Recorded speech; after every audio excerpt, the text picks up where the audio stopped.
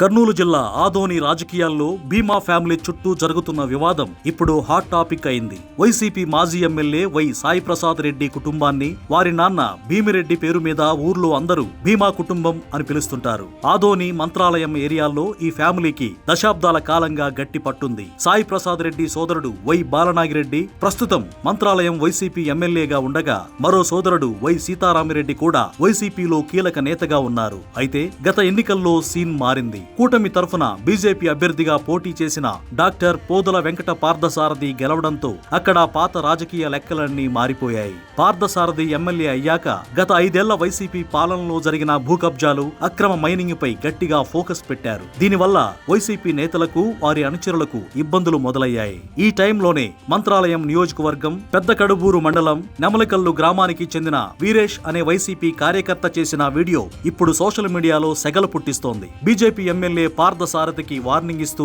భీమా family జోలికి వస్తే పరిస్థితులు వేరేలా ఉంటాయి. విషయం జగన్ సార్ దాకా వెళ్లాల్సిన అవసరం లేదు. ఎప్పుడు కావాలంటే అప్పుడు ఇక్కడే మేం తేల్చుకుంటామని ఆ వీడియోలో రెచ్చిపోయాడు. ముఖ్యంగా వైసీపీ నేత సాయి ప్రసాద్ రెడ్డి కొడుకు మనోజ్ రెడ్డి పేరు తీస్తూ ఆయన గురించి మాట్లాడేటప్పుడు జాగ్రత్తగా ఉండాలని హెచ్చరించాడు. భీమా ఫ్యామిలీ కోసం గొంతు కోసుకునే వాళ్లు ఉన్నారని, కానీ ఎమ్మెల్యే కోసం ప్రాణం ఇచ్చేవారు కూడా లేరంటూ వ్యక్తిగత దూషణలకు దిగాడు. ఈ బెదిరింపుల మీద బీజేపీ ఎమ్మెల్యే పార్థసారథి కూడా చాలా గట్టిగా సమాధానమిచ్చారు. ప్రజలను భయపెట్టి బతుకుదామనుకునే వారే ఇలాంటి మాటలు మాట్లాడతారని, వైసీపీ నేతలు చేసిన అన్యాయాలు, అక్రమాల మీద తన చట్టబద్ధమైన పోరాటం ఆపే ప్రసక్తే లేదని తేల్చి చెప్పారు. ఇప్పటికే ఈ వీడియో మీద ఆదోని 3 టౌన్ పోలీస్ స్టేషన్ లో కేసు నమోదైంది. పోలీసులు ఎంక్వైరీ చేస్తున్నారు. అటు వైసీపీ శ్రేణులు, ఇటు బీజేపీ, టీడీపీ కూటమి వర్గాల మధ్య మాటల యుద్ధం నడుస్తుండటంతో ఆదోని మంత్రాలయం ప్రాంతాల్లో పోలీసులు గట్టి నిఘా పెట్టారు. కొత్త ఎమ్మెల్యే అక్రమాలను బయటపెడుతుండడం, వైసీపీ అనుచరులు